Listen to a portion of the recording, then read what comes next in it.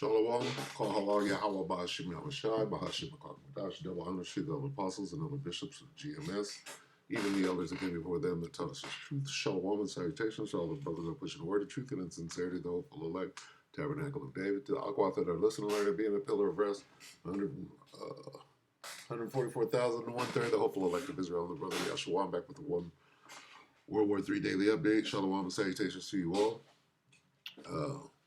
Never trust your enemy.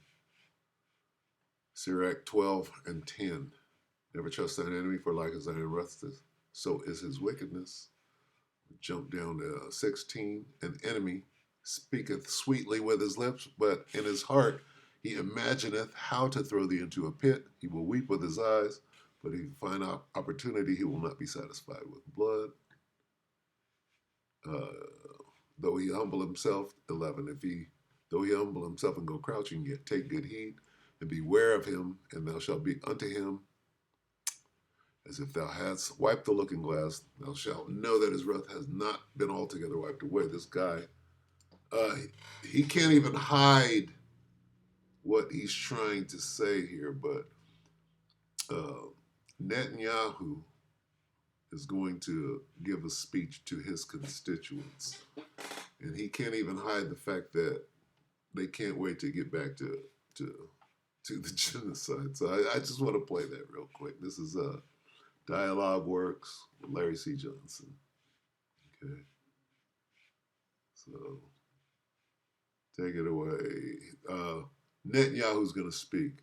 He's going to give that little speech that he gave the other day. And they're going to interpret it. So let's see what.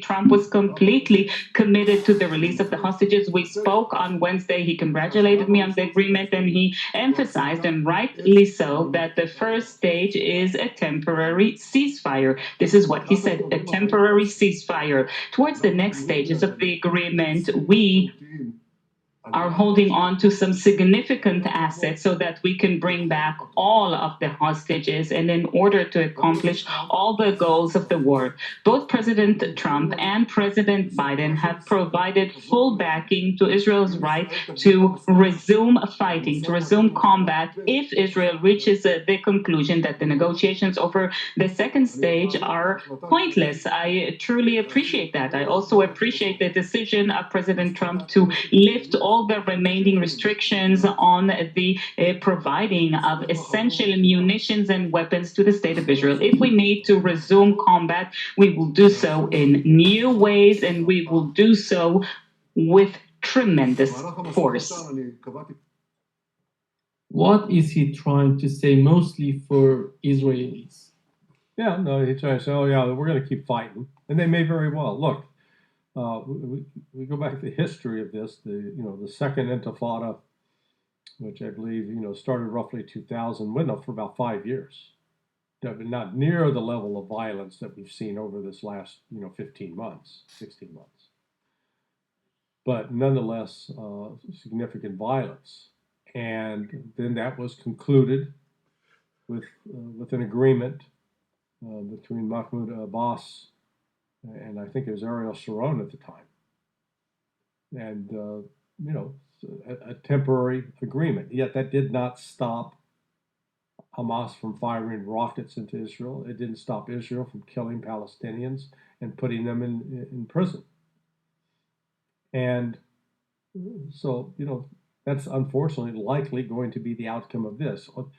The big difference, though, is that countries, I think, like Saudi Arabia, Qatar, United Arab Emirates, the Gulfies, they actually have some influence in this process. Yeah, they do. Let's see what influence they have on this process. And we'll go ahead and bring it to an end. This is 2nd Ezra 15. Let's see what the Gulfies are going to do.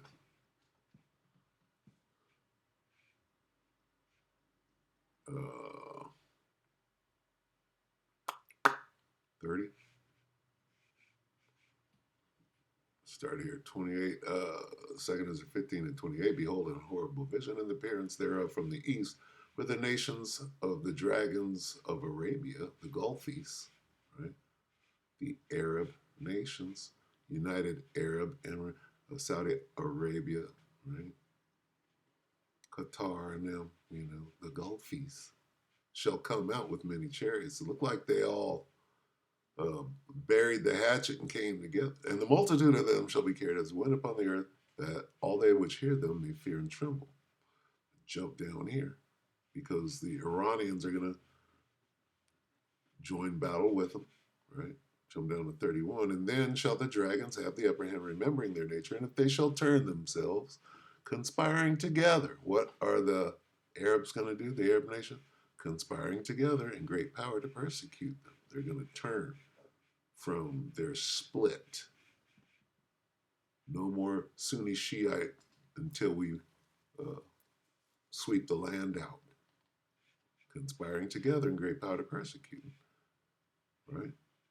Then shall the dragons have the upper hand. So that's what's about to happen. All right. Just wanted to show that real quick because this guy is, right, talking about getting back to bombing. Yeah, go for it. Right? Because right now they're conspiring together with the Iranians. Then what? Then they shall have the upper hand. Right? I'm not making that up. Who's going to have? The dragons are going to win. What dragon? The Arab nations, along with the Iranians, the wild boars. All right, so with that, we hope that the elector edified your brother, sister, shalom.